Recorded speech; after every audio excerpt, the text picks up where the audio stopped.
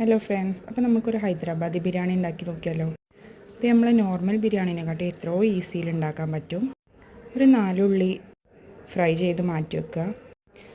ചിക്കനിൽ മല്ലിച്ചപ്പ്, പുതിന, പിന്നെ നമ്മൾ ഫ്രൈ ചെയ്ത് മാറ്റി വെച്ച ഉള്ളി, ഇഞ്ചി വെളുത്തുള്ളി പേസ്റ്റ്, ഗരം മസാല, മുളക് പൊടി, മഞ്ഞൾപ്പൊടി, ഉപ്പ്, തൈര്, നാരങ്ങ നീര്, ഇതെല്ലാം കൂടി ഇട്ടിട്ട് നല്ലോണം ഒന്ന് മിക്സ് ചെയ്തെടുക്കുക. ഇതൊരു അരമണിക്കൂർ മാറ്റി വെക്കുക. എന്നിട്ട് ചോറിനുള്ള വെള്ളം വെച്ച് കൊടുക്കുക. അതിൽ ഓൾ സ്പൈസസ് ഇട്ട് കൊടുക്കുക. ഉപ്പും ഓയിലും കൂടി ആഡ് ചെയ്ത് കൊടുക്കുക.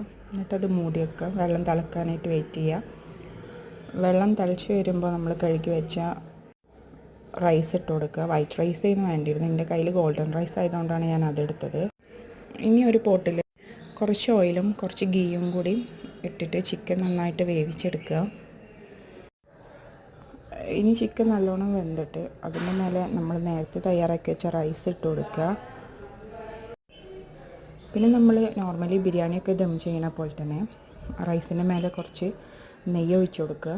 പിന്നെ ഫ്രൈ ചെയ്ത് വെച്ച ഓണിയനും മല്ലിച്ചപ്പും പുതിന അതും ഇട്ട് കൊടുക്കുക. എന്നിട്ട് നല്ലോണം ഒരു 10-20 മിനിറ്റോളം ദം ചെയ്തെടുക്കുക. നല്ല ടേസ്റ്റുള്ള ഹൈദരാബാദി ബിരിയാണി ഇവിടെ റെഡി ആയിട്ടുണ്ട്. ഗായ്സ്, ട്രൈ ചെയ്ത് ഫീഡ്ബാക്ക് അറിയിക്കണേ. Okay, thanks for watching.